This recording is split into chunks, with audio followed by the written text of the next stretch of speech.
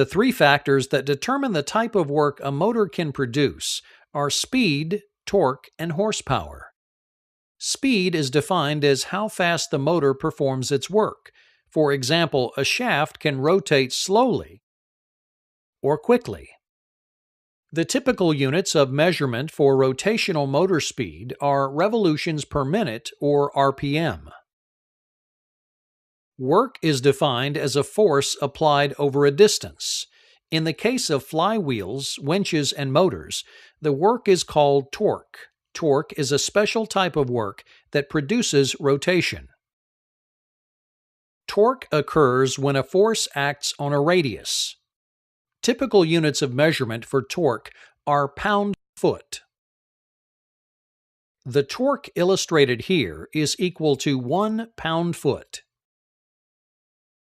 Horsepower is defined as the rate at which work is accomplished. Years ago, before motors were invented, most work was accomplished manually.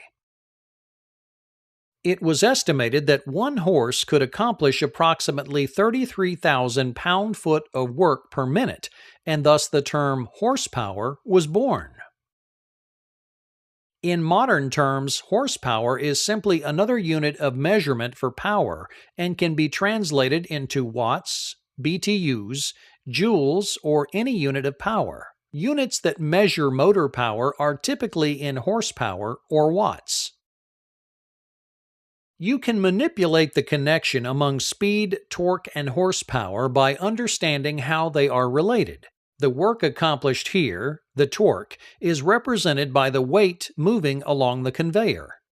If torque remains constant, speed and horsepower are proportional. As the speed, or RPM, increases, horsepower increases to maintain constant torque. If speed decreases, horsepower decreases to maintain constant torque. Let's say we wish to keep torque constant but want to increase the production of barrels. If the torque or number of barrels on the conveyor belt remains constant but speed increases, then the horsepower of the motor also increases. In other words, a more powerful motor is required to produce the same amount of torque more quickly. Similarly, the opposite is true. If we wish torque to remain constant and decrease speed, then the horsepower of the motor also decreases.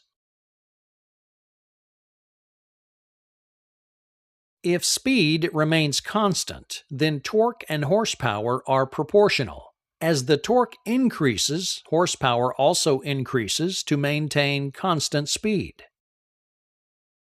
As the torque decreases, horsepower also decreases to maintain constant RPM.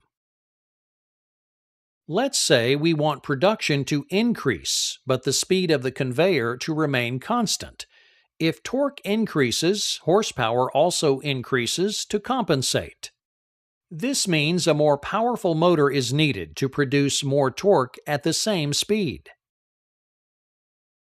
Similarly, the opposite is true.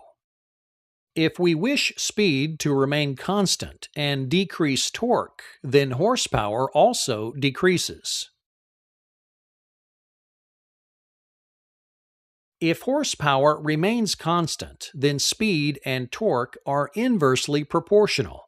As the torque increases, speed decreases to maintain constant horsepower.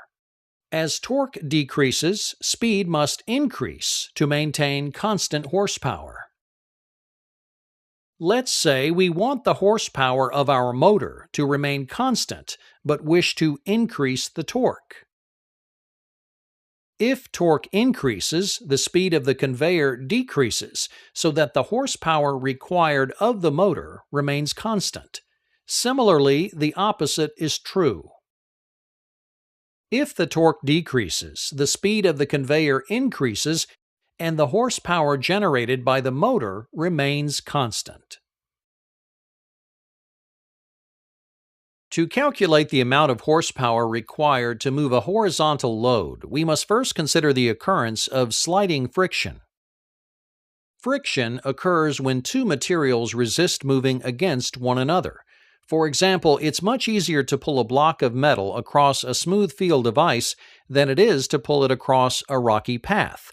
The friction between the block and the rocks is greater than the friction between metal and ice. The amount of friction generated depends primarily on the materials which are in sliding contact. The coefficient of friction, symbolized by the Greek letter mu, is a dimensionless quantity which describes the ratio of the force of the friction between two bodies and the force of them pressing together. This coefficient can be used to help determine the amount of force required to move a load horizontally across a surface. Many manufacturing handbooks contain tables that publish the coefficient of friction for common materials. The amount of force required to slide a load and overcome the surface friction is calculated by multiplying the coefficient of friction by the weight of the load.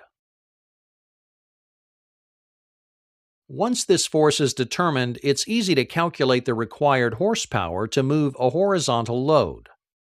First, find the horizontal force required by multiplying the coefficient of friction by the weight. Then, determine the amount of work required by multiplying the force by the distance in feet to be moved.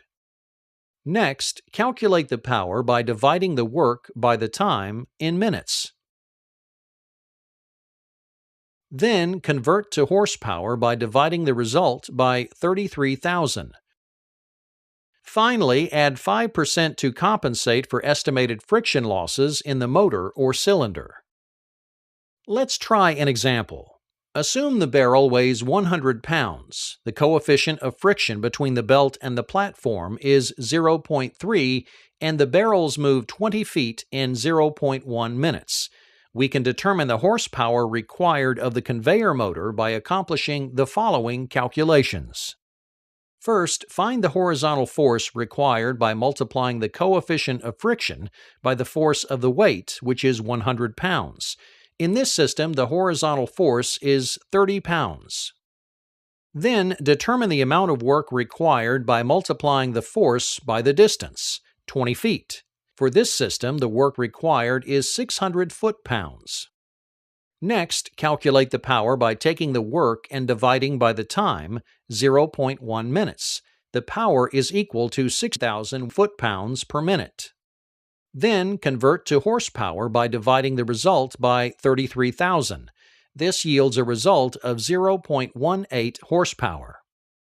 Finally, add 5% to compensate for estimated friction losses in the motor or cylinder. The final result is 0.19 horsepower. With this result, system designers can ensure the right size motor is available to operate the conveyor. If the distance to be traveled isn't on a horizontal surface, the angle of the surface must be taken into account. To determine the total force required, we must add the force required to raise the load to a higher elevation with the force required to overcome the friction. The total force is equal to the weight times sine A plus the weight times the coefficient of friction times cosine A. Once these two forces are combined, we can continue with the same steps used previously to calculate the size of the motor required. First, find the horizontal force required by adding the force required to raise the load to a higher elevation with the force required to overcome the friction. In this system, the horizontal force is 75.98 pounds. Then determine the amount of work required by multiplying the force by the distance, 20 feet. For this system, the work required is 1,519.6 foot-pounds.